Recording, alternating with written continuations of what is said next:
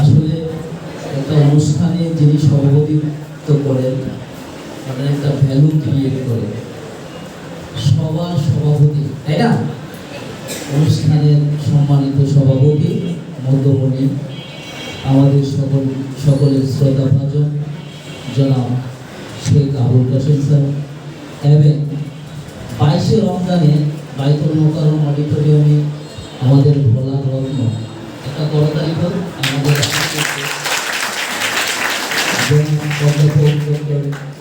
মোহাম্মদ শামসুল আলম, উনি আমার ভোলাবাসী। 22শে রমজান ওনার সাথে আমার একটা অডিটোরিয়ামে প্রোগ্রাম হয়েছে স্যারের সাথে। তো সম্মানিত শিক্ষকবৃন্দ, সম্মানিত ছাত্রছাত্রীবৃন্দ, আশা করি আলহামদুলিল্লাহ আমরা সবাই ভালো আছি। তো আমি এখানে জয়েন করার পর আমি 5 দিন তোমাদের যারা টেস্ট পরীক্ষা দিয়েছো ওদের কার্ড আমি অবলোকন করেছি, আমি দেখেছি। আসলে what is the education, what is the definition of education? শিক্ষা সংজ্ঞা কি? You have to learn unknown thing.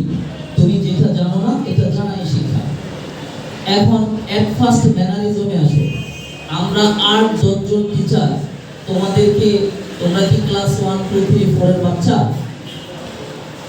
আমার নানা ম্যাট্রিক পাস করে প্রাইমারি টিচারই করছে। অনেক মানুষ কোর্স করলে আগে 5 পাস করে বিভিন্ন সরকারের গুরুত্বপূর্ণ সেক্টরে দায়িত্ব পালন করছে। Am I right or wrong? Right. তাহলে তোমরা 10টা ক্লাস কি শিখেছো? আমি কিন্তু ঘাট দিতে গিয়ে তোমাদেরকে এই ব্যাপারে অনেক কড়াকড়ি দিয়েছি। অনেক শিক্ষার্থী বলেছো যে স্যার আপনি নতুন নতুন নিয়ম ক্রিয়েট করেন। নো, কিসের নতুন নতুন নিয়ম? শিক্ষা কি?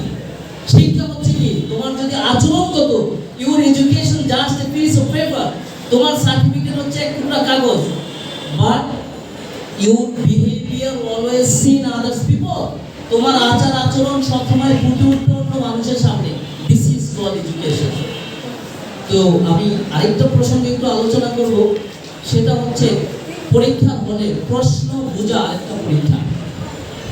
পরীক্ষায় চেয়েছে আম, তুমি যদি সারা জীবন 3 ঘন্টা পর্যন্ত জামের গল্প লিখে আসো, এক্সামিনার প্রথম নাম্বারে মাথা হেড করবে, একদম ক্রস মারবে, ক্রস।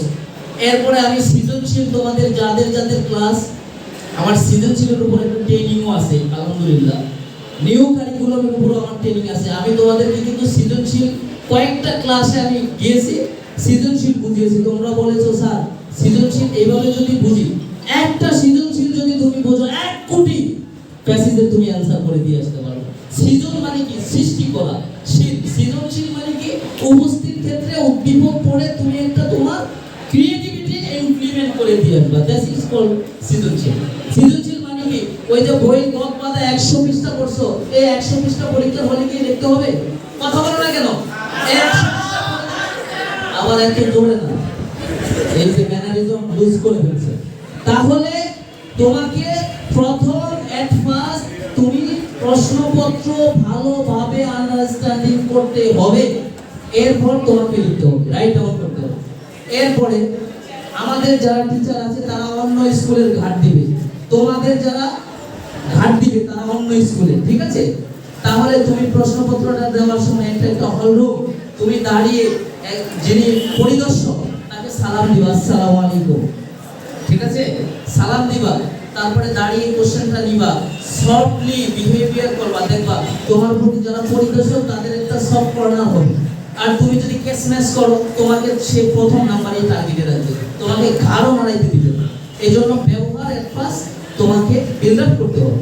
2 নম্বর হচ্ছে যেটা বললাম, প্রশ্ন ডিপলি আন্ডারস্ট্যান্ডিং করতে হবে, এরপরে রাইট ডাউন করতে হবে। 3 নম্বর যে সমস্যাটা তোমাদের আমি দেখেছি, 10 মার্কসের একটা প্রশ্ন, আচ্ছা বিসমিল্লাহ করে শুরু করে 10 মার্কসের একটা প্রশ্ন যদি তুমি 2.5 ঘন্টা লিখো, তাহলে মার্কস কত দিবে? কথা বলো না কেন? কত? 10 মার্কের একটা প্রশ্ন 2.5 ঘন্টা যদি লিখো, মার্কস কত দিবে? 20। কত দিবে?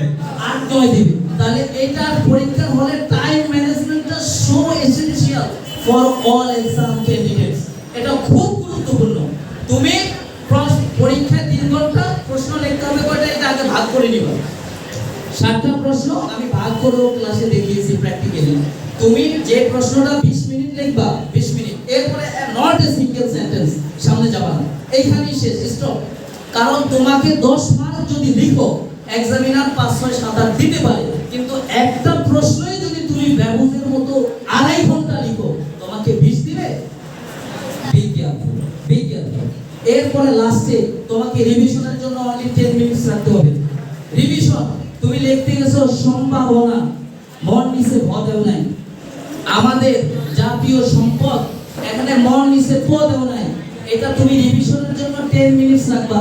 পাগলের মতো শুধু ফার্স্ট টু লাস্ট খাতা, অনেক বড় হয় না কি যে পরীক্ষার হলে শুধু লুজ নিয়ে অতিরিক্ত পাতা নিয়ে এরকম মশা করে, কিন্তু দেখা যাচ্ছে পেপার দেখলে সে 40-45 এর বেশি পায় না। আবার অনেকে অতিরিক্ত পাতা নেয় না, কিন্তু একটা পেপারের ভিতরে সে 90 পায়, এরকম হয় না? তাহলে কি এখানে মিস্টেকটা কোথায়? এখানে এক ফার্স্ট মিস্টেক হচ্ছে তুমি, কারণ তোমাকে অতিরিক্ত পাতার কোনো ভ্যালু ক্রিয়েট করবে না। This is not examination. তোমাকে প্রশ্ন অনুধাবন করে এরপরে তুমি মাপ কাটি দিতে হবে। পরীক্ষা শেষে আমাদের পরিবেশ কি? তুমি কি লিখবা? আমাদের চারপাশে সারাউন্ডিং যা আছে, এটা this is call environment, this is call পরিবেশ, এটা পরিবেশ। তুমি যদি বাবারে 1 মার্কের জন্য শুধু দিনাজপুর থেকে রাজশাহী ছোট এক্সপ্রেস কত দিবে? 5 দিবে? পরীক্ষা চাইছে 1 মার্ক, পরিবেশ কি? আমি কি সবাইকে বোঝাতে পেরেছি? এই সমস্ত মডিউলগুলো, এই সমস্ত টেস্টিং সিস্টেমগুলো মাথায় নিয়ে টাইম ম্যানেজমেন্ট করে পরীক্ষার হল থেকে বের হবা। তোমাকে 3 ঘন্টার বেশি 1 মিনিটও দেওয়া হবে না। তোমাকে 3 ঘন্টায় নিজেকে গুছিয়ে এবার রিভিশন দিয়ে খাতা জমা দিয়ে চলে আসতে হবে। সবাইকে সাবধান থাকবা। গোল্লা ভরট অনেক কথা আছে, বাকি বিশালরা বলবে। সবাই